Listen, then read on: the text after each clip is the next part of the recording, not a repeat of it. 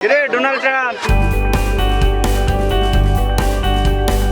গায়ের রং গোলাপি আর চুলের ধরন মার্কিন প্রেসিডেন্ট ডোনাল্ড ট্রাম্পের মতো হওয়ায় মহিষের নাম রাখা হলো ডোনাল্ড ট্রাম্প। ব্যাস, এরপরই ঘটে এলাহি কাণ্ড। সামাজিক যোগাযোগ মাধ্যমে তাকে নিয়ে রীতিমতো হইচই পড়ে যায়। বাংলাদেশ তো বটে, প্রতিবেদন হয় আন্তর্জাতিক গণমাধ্যমেও। এই মহিষটিকে কোরবানির জন্য প্রতিপালন করা হলেও শেষ পর্যন্ত তার হয়নি, বরং বিরল প্রজাতির প্রাণী বলে সরকার তার প্রতি বিশেষ যত্ন নেয়ার সিদ্ধান্ত নেয়, রাখা হয় জাতীয় চিড়িয়াখানায়। এখন প্রশ্ন হলো, অ্যালবিনো জাতের এই মহিষটি কি আসলেই বিরল? মৎস্য ও প্রাণী সম্পদ প্রতিমন্ত্রী সুলতান সালাউদ্দিন টুকু বলেন, অ্যালবিনো মহিষটি আমাদের প্রাণী সম্পদ ও জীববৈচিত্র্যের ইতিহাসে ব্যতিক্রমী ঘটনা। প্রতি 10,000 মহিষে মাত্র একটি এমন অ্যালবিনো বৈশিষ্ট্য নিয়ে জন্ম নিতে পারে। এ কারণেই মহিষটিকে সংরক্ষণের জন্য জাতীয় চিড়িয়াখানায় নেওয়া হয়েছে। বাংলাদেশে অ্যালবিনো মহিষ খুব বেশি দেখা যায় না, কেবল ব্যক্তিগত কিছু খামারেই এ জাতের মহিষ লালন পালন করা হয়। সাদা বা গোলাপি রঙের এই ধরনের মহিষ মূলত দেশের বাইরে থেকে ব্যক্তি উদ্যোগে খামারিরা এনে থাকেন। বিশেষজ্ঞরা বলছেন, অ্যালবিনো কোনো আলাদা প্রজাতি নয়, এটি মূলত একটি জেনেটিক বৈশিষ্ট্য।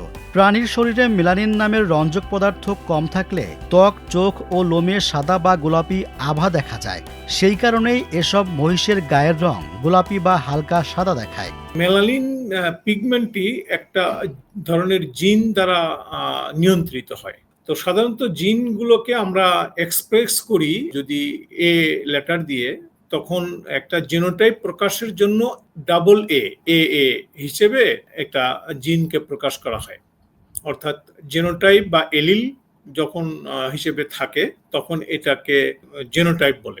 একটি কালো মহিষের জিনোটাইপ যদি এ হয় তাহলে এটা ধরে নেওয়া যাবে যে এটা প্রকট জিনের কারণে হয়েছে। অর্থাৎ এ জিন অর্থাৎ মেলানিন উৎপাদনকারী জিনগুলো প্রকট এবং প্রচ্ছন্ন, যা ইংরেজিতে ডমিনেন্ট বা রিসিসিভ বলা হয়। ডমিনেন্ট এবং ডমিনেন্ট জিনের প্রভাবে রং কালো হয়। আবার একটা ডমিনেন্ট জিন আর একটা রিসিসিভ জিন যদি একসাথে একটা বাচ্চার মধ্যে থাকে তখন সেটাও কালো রং হয়।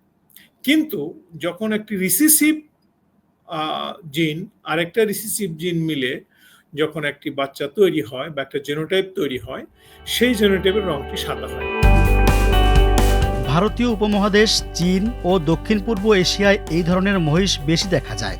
বাংলাদেশে অ্যালবিনো মহিষ খুবই বিরল। অ্যালবিনো মহিষ বাণিজ্যিকভাবে পালন করার জন্য কিছুটা নিরুৎসাহিত করা আছে দেখেই জনগণের আকর্ষণ বাড়ে, যার কারণে এটাই সাধারণ জনগণ একে বিরল প্রজাতি বলে মনে করে, যেহেতু সংখ্যায় কম তৈরি হয়। এরকম হইতে পারে যে 1%, 0.5% মহিষের মধ্যে এরকম আপনার এই অ্যালবিনো মহিষ বা সাদা মহিষ তৈরি হতে পারে।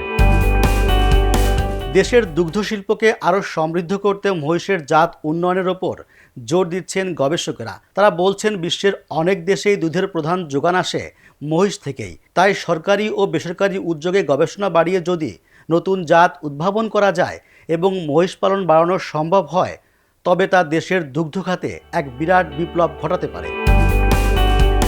অ্যালবিনিজম কেবল প্রাণীকুলেই সীমাবদ্ধ নয়, মানুষের মধ্যেও এটি বিদ্যমান। বৈশ্বিক পরিসংখ্যান অনুযায়ী প্রতি 20,000 নবজাতকের মধ্যে একজন এই বৈশিষ্ট্য নিয়ে জন্মগ্রহণ করে। জাতিগত বৈচিত্র্য বা আঞ্চলিক সীমানা নির্বিশেষে যে কোনো মানব গোষ্ঠীর মধ্যে এটা দেখা যেতে পারে।